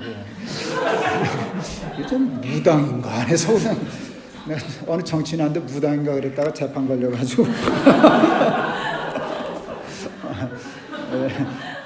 명예훼손 재판 걸려가지고 변호사비 250만 원 벌어졌어요. 네, 재판비 승소는 했는데 지금 항소 중이에요. 그래서 무당이나 그런 소리를 하지. 11절 안 하면 암에 걸리고. 세상에 그런 하나님이 어디 있어요. 그렇게 생각은 안 해요. 그렇게 생각은 안 하는데, 그런데 나는 왜 11절을 강조하는가 하면 특전대 훈련, 강한 군사, 좋은 훈련이니까. 저부터 훈련을 했어요. 목사가 11조 하는 게 뭐 자랑이겠어요만은 저는 어디에 도전했는가 하면 11조에 너희 온전한 11조를 내 창고에 들여. 11조를 하는데 온전하게 하는 게 힘들어요. 대충 하는 건 웬만하면 할 수 있는데 온전한 거. 그래서 저는 11조를 율법적으로 했어요. 율법적으로. 털도 안 건드린다. 연습하는 거니까, 훈련하는 거니까. 어떻게 훈련하는가 하면 추석에 교인이 사과 한 상자 보내도 11조 뗐어요. 진짜로 뗐어요. 조기 20마리 누가 갖다 줘도 11조 뗐어요. 구두표 갖다 줘도 그건 쉽지 않아요. 그건 액면가가 있으니까 돈 떼면 되니까. 저희 부모님이 집을 한 채 유산, 나밖에 받을 사람이 없으니까 상속받았는데 그걸 샀다 팔았다 몇 번 하잖아요. 100만 원 주고. 한국은 부동산이 엄청나게 뛰었었잖아요. 제 나이 또래 사람들이 이민 갈 때는요, 한국에서 집 한 채 팔면 미국 가는 비행기표 살까 말까 할 정도 돈이었어요. 그만큼 우리가 가난했어요. 요즘 한국에 집 팔면 미국 가서 집 사고 가게 하나 사고 아마 스위스 집값만큼 비쌀걸, 한국도. 한국의 강남은 더 비쌀 가능성도 많죠. 하여간 어쨌든 그랬잖아요. 근데 하여간 우리 집도 올랐겠지. 막 오를 때 100만 원 주고 샀는데 1000만 원 주고 팔았다. 그렇게 하면 900만 원 수입 생겼다 생각해서 다음 건물을 사거나 땅을 살 때는 반드시 11조 내고 정산하고 했었어요. 그러니까 11조는 털도 안 건드린다. 우리 아내가 요즘은 옷도 사 입고 그러는데 자기 치장을 안 했어요. 온누리교회 유명한 패션 디자이너 권사님이 계셨어요. 백화점에 매장 많이 가지고 있는 아주 유명한 디자이너인데, 우리 아내가 허술하게 입고 돌아다니니까 사모님 왜 그러고 돌아다녀요? 옷에 내가 옷 좀 드릴게. 이 양반 안 가더니 오늘 가서 이만큼 얻어왔어요. 큰 실수했어요. 그 집 옷 비싸요. 어마어마하게 비싸요. 이게 한두 벌을 가져온 게 아니거든. 딱지는 붙었지. 돈은 많지. 11전 떼기로 했지. 그달 밥 먹을 돈이 안 남더라고. 그래서 다시는 그 집 가서 옷 안 얻어. 그냥 가서 필요하면 내가 사오는 게 낫지. 이제 그렇게 훈련을 했었어요. 이제 꽤 오래 전에, 거의 한 10년, 20년 돼가나, 워싱턴에서 집회를 했는데 후배 목사가 제가 11조 많이 얘기를 하니까 저한테 굉장히 중요한 얘기를 해줬어요. 미국의 예수 잘 믿는 청년들이 청년 때 하나님 앞에 11조 서원을 한다는 거예요. 하나님 연봉 10만 불까지는 11조 드리겠습니다. 15만 불이 되면 10의 1.5조를 떼겠습니다. 20만 불이 넘어가면 12조 떼게. 뭔 얘기인지 아시죠? 누진을 거는 거예요. 그래서 19조까지 쌓이는데요. 그리고 그걸 지키는 애들이 꽤 있다는 거예요. 아까 얘기했잖아요. 저는 아까 잠자리를 개구리 잡는 얘기하면 나는 잡히는 과라고. 도망 안 가고. 그런 말 들으면 나는 하고 싶어요. 진짜로 미국의 애들이 나도 해봐야지. 제가 그 얘기를 듣고 한국에 와서 집에 들어가기 전에 문방구 가서 금전 출납부하고 계산기 사들고 집에 들어갔어요. 그리고 10년 동안 제가 금전출납부를 썼어요. 여러분 혹시 금전출납부 쓰는 목사 보셨어요? 지금 보고 계시네요. 제가 만 10년을 썼어요. 지금 이제 안 쓴 지 한 4, 5년 되는데 지금은 왜 안 쓰는 줄 아세요? 지금은 안 써도 할 수 있기 때문에 안 써요. 제가 10년을 훈련했어요. 제가 그 금전출납부 이렇게 맨 앞장 줄에 있을 때 여기다 이렇게 썼어요. 사랑하는 아들 부열, 지열, 정열이에게 돈에 대하여 큰 부끄러움이 없는 아비가 되기 위하여 남기는 기록. 뭐 나에 대해서 사람은 인생은 뭐 믿음은 이런 거 구질구질하게 말할 필요 없다. 아빠가 돈을 어떻게 생각하고 돈을 어떻게 쓰고 살았나를 기록을 보면 그게 제 삶이잖아요. 그게 신앙이고 신학이고 철학이고 가치관이고 인생관이고 나고 이제 그런 마음으로 쓰기를 시작했어요. 그다음 한 페이지에다 이렇게 썼어요. 저는 그 목회하면서부터 원로 목사는 안 하기로 이제 굳게 결심했어요. 그래서 굉장히 준비 많이 했어요. 원로 목사 안 되고도 교회에서 월급 안 받고 연금 갖고 살려고 저축 열심히 했었어요. 그래서 그 준비하고 그 다음에 하나님 앞에 하나님 아파트 한 채 주세요. 45평. 평수까지 45평 하나 주세요. 손주들이 있는데 1년에 한두 번 모여도 그래도 애들도 와서 자기도 하고 45평. 자동차도 주세요. 제니시스. 저는 차 사고로 크게 2번 죽을 뻔해가지고 차는 큰 거.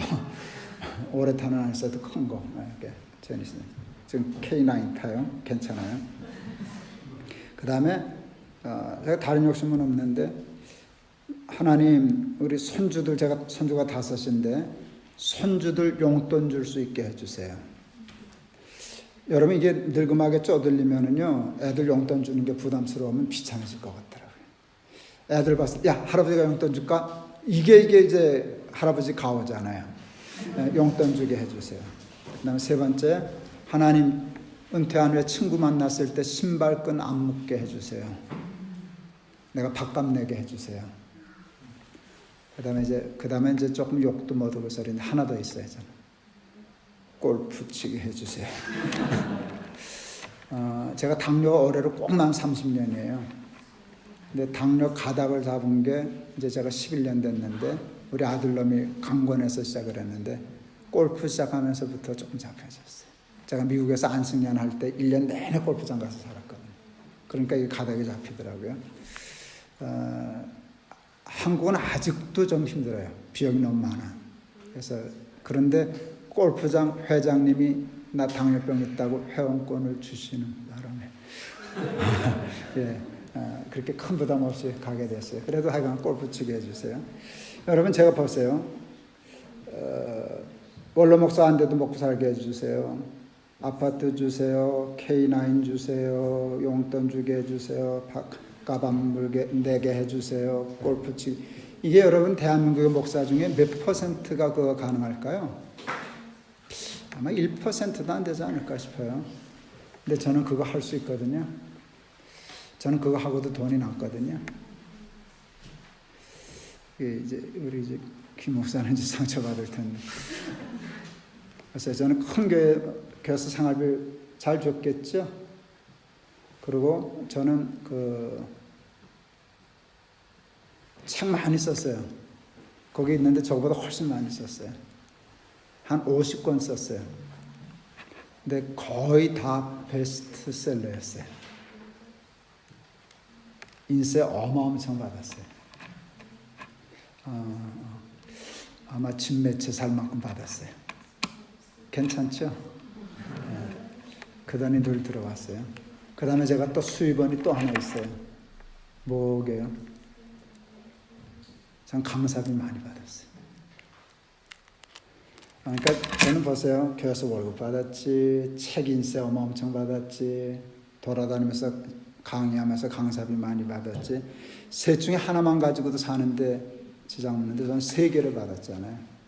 그래서 하나님 앞에 하나님은 아까 얘기한 그거 외에는 돈 한만 많아도 더 이상은 욕심 안 부릴 필요 없으니까. 그래서 그 약속을 지키려고 제가 표를 만들었어요. 하나님 매달 요만큼 내면 내가 이만큼 내겠습니다 하는 표를 만들었어요. 표를 안 만들면 지킬 수가 없으니까. 그리고 10년을 장부를 썼어요. 첫 해 하니까 제가 49% 헌금하고 51% 내가 썼어요. 둘째 해는 그게 바뀌어서 51% 헌금하고 49% 제가 썼어요. 3년째 되는 해는 70% 헌금하고, 그러니까 17조 내고 30%로 살았어요. 돈 쪼들려서 혼났어요, 그때는. 왜 이게 17조까지 갔는가 하면, 아까 그 건물 살 때 우리도 그 작정했거든요. 꽤 많이 작정했어요. 3년에 나눠서 내기로 했는데, 우리 성질 급한 마나님이 2년째 되는 해 한꺼번에 다 내는 바람에 혼났어요. 어느 날 이게 문자가 오더라고요. 신용카드 결제한, 통장에 돈 없어서 신용카드 결제 못했다고 은행에서 문자가 오는 거예요. 조금 있더니 의료보험 못 나갔다고. 돈이 없으니까. 여러분 지금 대충 얘기했지만 실제적으로 제가 한 달에 돈이 얼마 정도 생겼는지를 알면 여러분 되게 거의 다 시험 들 거예요. 그런데 내가 카드를 못 막았어요. 그 해는 2번이나 신용카드도 못 막고 보험도 못 내고. 우리 막내가 지금 옷장사 하면서 목사거든요. 우리 아이는 빈티지 옷가게 사장이에요. 그리고 그 빈티지 가게에서 목회해요. 얘는 본래 나는 그 패션 디자이너 되는 줄 알았어요. 걔는 그쪽에 아주 탤런트가 있어요.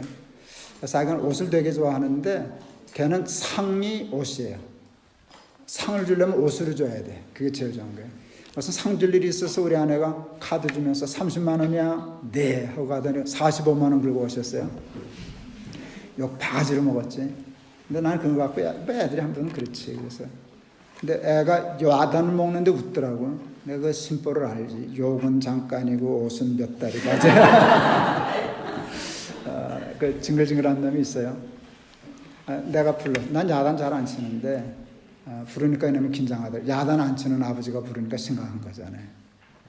너 아버지가 장부 쓰는 거 알지? 그랬더니 네. 한번 보여줄까? 그랬더니 네. 그래서 장부를 처음 공개했어요. 애가 기겁을 하더라고요. 아니 무슨 목사가 돈이 이렇게 많이 생겨요? 그렇게 많이 생긴 걸 어떡하냐. 근데 이제 그 다음에 여기 지출장을 보면 저는 다 쓰거든요. 그리고 다 정산을 하거든요. 내가 약속한 게 있으니까 몇 %를 썼나, 약속을 지켰나, 그거를 다 적으니까 정말 이렇게 할 수 있고, 뭐 아버지 정말 그렇게 했지. 근데 이거 봐, 너 엄마가 작년에 이러는 바람에 이거 봐, 70%잖아. 카드 못 먹어서 혼났어 아버지. 너 30만 원은 이게 예산이 있어서 줄 수 있어서 준다 그런 거야. 네가 약속 없이 15만 원을 더 썼기 때문에 아버지 다음 달은 쪼들려. 이놈이 아주 심각해지더라고요. 우리 아들한테 저는요 천하의 자기 아버지거든요. 천하의 자기 아버지가 자기가 15만 원 더 썼다고 쪼들릴 거라는 생각을 할 수가 없지. 해본 일이 없지. 근데 실제로 그때 상황이 그랬거든요. 15만 원 때문에 다음 달 나가 굉장히 쪼들려야 할 상황이었거든요. 이놈이 아무 말 안 하고 가더니 그 다음날 가더니 나하고 똑같은 금전출납부 사다 놓더라고요. 자기도 그렇게 한다고. 근데 지가 돈이 생겨야 쓰지 뭐. 아직도 못 쓰죠. 우리 큰아들이 이제 대학 교수예요. 세종시에 있는 KDI 스쿨 교수인데 오늘 가봤더니 교수 되고 나서 봤더니 그 서가에 금전출납부가 있더라고요. 나하고 똑같은 거. 쓴다는 뜻이겠죠. 쓴다는 뜻이겠죠. 열어보고 싶었는데 이건 안 되지. 개인의 프라이버시니까. 그러니까 이제 그거는 제가 유산으로 준 것 같아요. 저는 아이들에게 돈을 가르쳤어요. 네가 번 돈 중에 하나님이 너 써도 좋다고 허락한 돈이 있다. 집 사도 돼, 여행 가도 돼, 차 사도 돼, 먹어도 돼, 애들 줘도 돼. 그건 네 돈이니까. 하나님 허락한 내 돈이니까. 그런데 하나님 몫이 있다. 11조. 그 다음에 제가 또 가르친 거는 하나님이 내게 주신 돈 중에는 가난한 사람의 몫이 있다. 가난한 사람이 네 책임이야. 네가 감당할 책임이 있어. 그러니까 저는 돈 생기면 언제나 그 나름대로 몫을 떼요. 이제 그걸 가르쳤는데 전 지금까지 저도 그렇죠. 이제는 장부 안 써도 할 수 있으니까 근데 그렇게 살았어요. 그래서 이제는 그거를 10년 하다 보니까요, 돈이 컨트롤이 돼요. 저는 돈을 우습게 생각하지 않아요. 제가 K9 탄다 그랬잖아요. 골프도 치고. 그런데 그 대신 저는 건강과 안전과 가족 요거 빼놓고 다른 데는 돈 안 써요. 저는 소파나 뭐 식탁이나 이런 거는 아마 저 쓰레기장에 내놔도 안 주워갈걸요. 근데 그거는 안전하고 상관없으니까 쓸 수 있으니까 써요. 그런 데는 별로 욕심 없어요. 우리 아들놈이 아파트에서 그 누가 소파 바꾸면서 내다 놓은 거 사진 찍어서 아빠 우리 집 거보다 더 좋은데 들고 갈까 뭐 이런 소리 하고. 근데 그런 데는 욕심 없는데 하여간 전 이제 그렇게 살잖아요. 돈하고 싸워서 이제 거기에 어느 정도 컨트롤이 되는 것 같아요. 그랬더니 삶이 얼마나 자유롭고 편한지 모르겠어요. 돈에 대한 욕심이 없으니까. 우리 아버님이 그 집 주신 것으로 용인에 땅을 사놨는데 이게 저한테는 큰 재산이 됐어요. 제법 큰 재산이 됐어요. 1년에 한두 번씩 목회가 힘들고 장난도 힘들게 하면은요, 그거 보고 있으면 마음이 풀려요. 저기 땅에 한 평에 얼마나 가나. 그거 이제 인터넷 들어가면 정보가 있거든요. 그래서 이게 한 평에 얼마가 되는구나. 그럼 이거 우리 애들 집 한 채에서 사줄 수 있겠는데, 유학도 보낼 수 있겠는데, 그렇게 하면 이제 상처가 싹 씻겨요. 어느 날 보니까 그게 다 내 게 아니더라고요. 우리 아들 결혼하기 전에 우리 어머니, 우리 부부, 아들 셋 6 식구가 살 때인데 내 거는 6분의 1이 내 거구나 하는 생각이 들었어요. 6분의 1은 우리 어머니 거, 6분의 1은 우리 아내 거, 6분의 1은 큰아들 거. 그렇게 생각하니까 마음이 좋더라고요. 그래서 애들 다 불렀어요.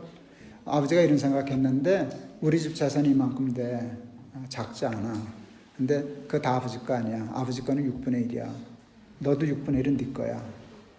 그는 아버지 거를 널 주는 게 아니라 본래 네 거야. 우리 가족이니까. 그러니까 나누니까 이제 그리고 그 정도면 돈으로 치면 어느 정도 돼. 그러니까 애들이 기분이 되게 좋아서 자기 몫이 주어졌으니까. 근데 이틀도 지나지 않았어요. 그 얘기한 다음날 새벽 기도하고 기도하는데 하나님이 난 그러셨어요. 그래서 당황해서 네 하고 물었더니 아버지라면 예. 그래서 아버지라고 부르지를 말든가 불렀으면 주든가. 너 엄마는 주고 왜 나는 빼놨냐. 왜 네 식구가 6이냐. 너희 집 식구가 나까지 7 아니냐. 그래서 애들 다시 불렀어요. 야, 우리가 하나님 빼먹었다. 야, 하나님이 부르지 말래. 주든가 부르지 말든가. 그래서 애들이 다 정말 그러네. 그래서 진짜로 여러분 장난이 아니에요. 만화 그러는 게 아니에요. 정말로 그날로 생각했어요. 7분의 1. 하나님께 7분의 1은 하나님 거다. 그러니까 11조에서 이제 7분의 1로 가기 시작했어요. 그날 참 기뻤어요. 제 인생에. 진짜로 하나님이 내 입으로만 주여줘가 아니라 하나님이 내 아버지가 됐구나. 그거 드리는 건 안 아깝더라고요. 7분의 1. 조금씩 줄었지만 뭐 사는데 지장 없으니까. 이루 하니까 그거 굉장히 괜찮은 것 같아서 교인들도 시켜야지. 빈손 들고 와서 살다가 하나님 주셔서 살았는데 그걸 다 가지고 가냐, 다 먹고 가냐. 하나님 것도 좀 드려야지. 그러니까 하나님을 가족으로 인정하고 자녀들에게도 줘라. 그게 난 성경적이라고 생각한다. 자녀에게 재산 유산 안 남기는 거 뭐 그건 난 성경적이라고 생각하지 않아요. 자녀에게 자녀 상속하는 건 성경적인 전통이라고. 그러니까 자녀에게 당연히 줘라. 늙음하게 났을 것도 마련해라. 그런데 하나님 것도 떼드리면 좋겠냐. 근데 저 n분의 1은 얼마 안 되지만 우리 교회 부자 장로님들이 계신다고요. 어마어마한 부자들. 그분이 n분의 1 떼는 건 이게 살떨리는 거거든. 그래서 난 그분들은 도망갈 줄 알았어. 내가 그 설교를 하면. 그래도 뭐 도망갈 수 없지. 그래서 설교를 했는데 아니나 다를까 제일 부자 장로님이 오더라고요. 그래서 나는 이제 안녕히 계십시오 인사하러 오는 줄 알았지. 그랬더니 얼굴이 별로 심각하지 않아요. 근데 목사님 그 지난주 설교 너무 좋았습니다 그러는 거예요. 아니 장로님 그 설교가 은혜가 돼요? 그랬더니 그럼요. 왜요? 그랬더니 그 말이 웃겨요. 높은 뜻 교하면 다 뺏기는 줄 알았죠. 뭐. 근데 다 달라지 않고 n분의 1만 달라니까 그건 너무 좋은 생각이라고. 하나님 앞에 그거 드릴 수 있죠. 근데 자식에게도 좀 줘도 된다니까 너무 좋은 생각이라고. 그리고 나도 좀 늙음하게 써도 된다니까 그거 너무 좋지 않냐고. 그래서 그때 우리 교회 장로님들이 은혜 받아가지고요. 뭐 장로님들끼리지만 공개 유언장 쓴 분이 2분, 3분, 몇 분 계셨어요. 절반 하나님께 드리겠다. 3분의 1 하나님께 드리겠다. 근데 이 양반들이 죽어야 받지. 아직까지 안 죽었는데. 그래서 내가 진짜 당해하다가 왜 안 죽냐고 따졌어. 왜들 유언장을 썼으면 빨리빨리 가야지 내가 쓸 거 아니냐고. 그렇게 버티고 있으면 어떻게 내가 돈을 쓰느냐고. 그랬더니 이제 웃었어요. 그래서 내가 그랬어요. 안 죽어도 되는 수가 있기는 있어요. 그랬더니 어떻게 하면 됩니까? 그래서 그 죽은 다음에 내지 말고 내고 죽어요. 내고 죽으면 되지 않냐고. 그러니까 내가 하나님 앞에 드릴 일을 죽기 전에 쓰고 죽자고. 그래서 높은 뜻 교회가 트리플 서티라는 운동을 해요. 트리플 서티. 30년 동안 공부하자. 30년 동안 열심히 돈 벌자. 그리고 벌었으면 쓰다 죽자. 저는 어렸을 때 가난해서요. 돈 줍는 꿈을 그렇게 꿨어요. 용돈을 안 줬어. 우리 언니가 하도 안 줘가지고. 그러니까 가면 이렇게 돈이 막 있는 거야. 얼마나 좋아 이렇게 돈 이렇게 잔뜩. 근데 그러다가 깨면 미치겠는 거예요. 세상에서 제일 더러운 꿈이 돈 줍다 깨는 꿈이겠잖아요. 근데 이 꿈이 더 비참한 건 반복된다는 거예요. 자꾸 주기적으로. 하도 약이 올라가지고요. 제가 초등학교 때인데 결심했어요. 다음에는 절반만 줬을 거야. 가게를 뛸 거야. 먹다가 깰 거야. 이왕 꿈이라면 줍다 깨지 말고 먹다가 깨자. 내가 그거 그대로 했어요. 꿈에. 보이는데도 포기하고 뛰었어요. 가게 가서 먹었어요. 깼어요. 할렐루야지. 어차피 깬 꿈이라면 먹다가 깬 게 낫지 줍다가 깬 거보다. 먹어는 봤잖아요. 꿈이라도. 제가 그 어렸을 때 꾼 꿈을 늘 그렇게 생각해요. 이 다음에 죽으면 꼭 꿈 깬 것 같을 거다. 써도 못 보고 죽는 거예요. 난 차라리 뭐 하늘에 봄을 쌓고 먹고라도 죽으라고. 먹고 자기를 위해서라도 자기라도 돈을 쓰면 나는 그 재벌들이 명품 쓰고 하는 건 이제부터 욕 안 해요. 그렇기 때문에 돈이 많이 세상에 돌아가는 거 아니에요. 터무니없는 돈. 너 위해서 써라. 그 미국의 전략이 그렇더라고요. 세금 낼래? 큰 저택 집 살래? 좋은 차 살래? 세금. 누가 세금 내? 차 사지. 그래서 소비를 진작시켜서 돈을 돌리는 건데 이제 어쨌든 쓰다 죽는 게 좋다 이제 그렇게 생각해서 그래서 7분의 1 저거 하다가 자꾸 이제 마음을 다져서 제가 은퇴하기 전에 그 땅 그래서 그냥 하나님 앞에 다 드리자. 할머니 할아버지 정말 안 입고 안 먹고 학교 수유하면서 번 돈인데 이제 그거 없어도 우리 살 수 있으니까 그 하나님께 드리자. 그랬더니 세 아들놈이 다 동의를 했어요. 큰 놈, 셋째 놈은 말하면서 동의했고 둘째 놈은 영화를 하는데 코빼기를 볼 수가 없어서 바빠서 메일을 보냈더니 석 줄로 답이 왔어요. 좀 많다.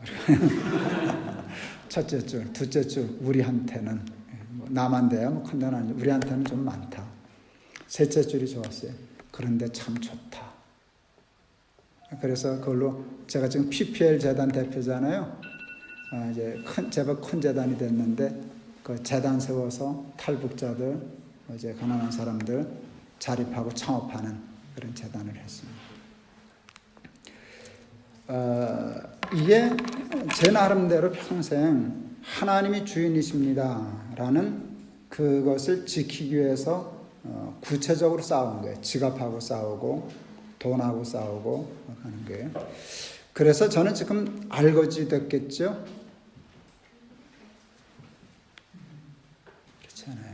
영접하는 자 곧 그 이름을 믿는 자들에게는 뭐예요? 하나님의 자녀가 되는 무엇을? 여러분 자녀의 권세가 뭔지 생각해 본 적 있으세요? 엄청난 거를 그냥 자녀의 권세하고 흘려버렸단 말이죠. 자녀의 권세는 무서운 거예요. 자녀의 권세가 뭐게요? 부모께 내 거 되는 게 자녀의 권세예요.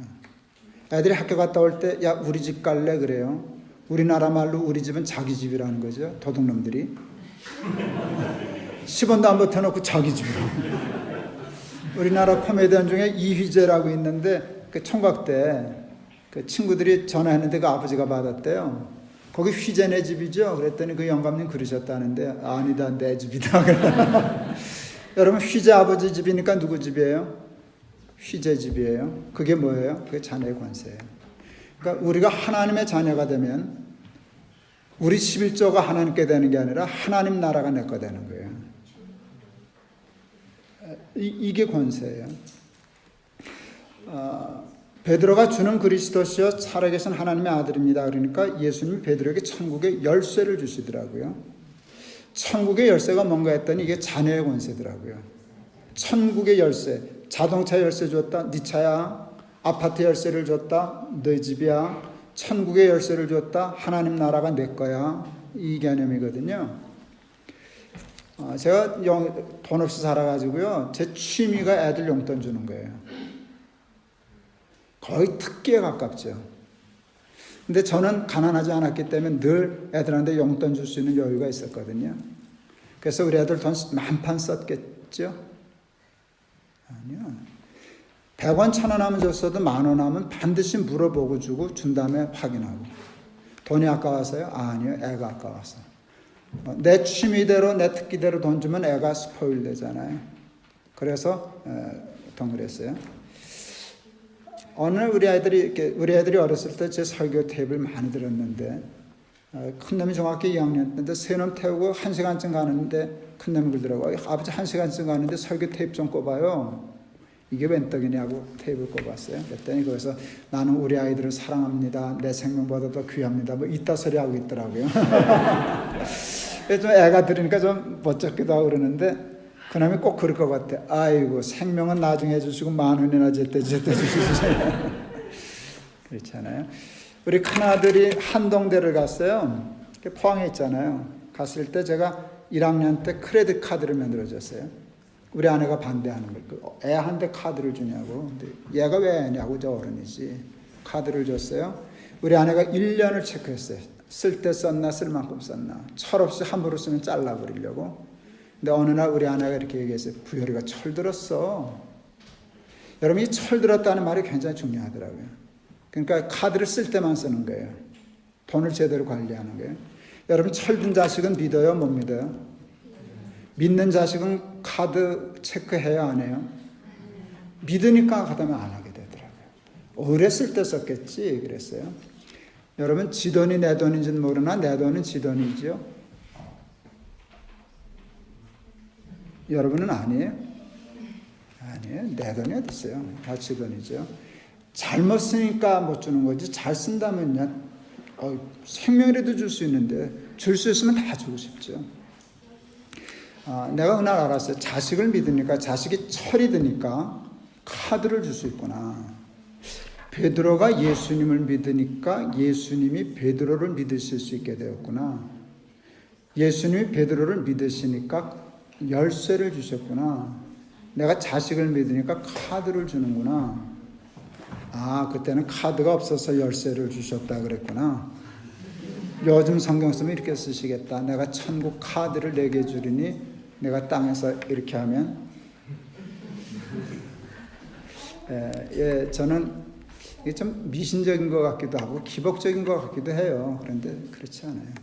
저는 간증할 수 있어요. 제 개인에 대해서 돈을 가지고 다른 것을 가지고 자식을 가지고 교회를 가지고 지금 하는 재단을 가지고 모든 원리는 똑같아서 그 원리를 적용하면 답이 똑같이 나오더라고요. 똑같이 나와요. 그걸 저는 자녀의 권세라고 정의했어요. 그런데 자녀의 권세를 누리려면 영접해야 돼요. 영접은 뭔가 하면 하나님을 내 삶의 주인으로. 내가 내 삶의 주인 되려고 하는 것을 끝까지 싸워서 버리고 하나님의 주인이십니다. 쉽지는 않은데 실천하면 똑같은 답이 나올 줄을 믿습니다. 3개 다 했는데요. 하나님이 높은 뜻 교회를 사랑하시게요? 한섬만 교회를 사랑하시게요?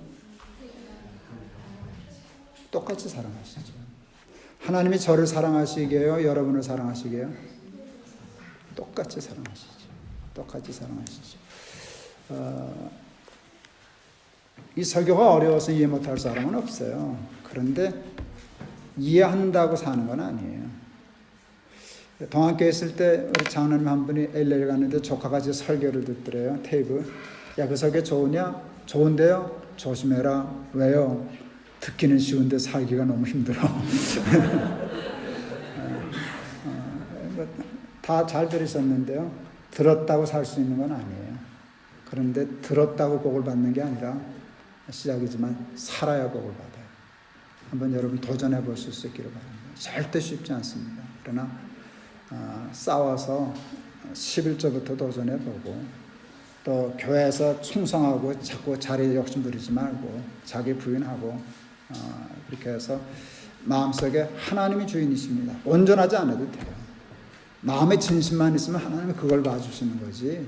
율법적으로 꼭 그래야만 되는 건 아니지만 그 원칙을 지키고 살아가서 자녀의 권세를 누리고 사는 우리 저와 여러분 다 되실 수 있기를 주의 이름으로 축원합니다. 기도하겠습니다. 하나님 감사합니다. 부족한 것 귀한 곳에 보내주셔서 말씀 전하게 하신 것 감사합니다. 듣기는 쉬워도 살기는 어렵습니다. 그러나 한번 도전해 볼 수 있게 하여 주시옵소서. 말씀에 사로잡히면 이 말씀대로 살면 손해볼 것 같습니다. 못 살 것 같습니다. 가난해질 것 같습니다. 억울할 것 같습니다. 그러나 잡혀야 삽니다. 잡히면 삽니다. 자녀의 권세의 복을 우리도 받을 수 있게 될 줄을 믿습니다. 듣고 순종하고 도전해서 오늘 말씀의 증인들 다 되게 하옵소서. 예수 그리스도 이름을 받들어 기도하옵나이다. 아멘.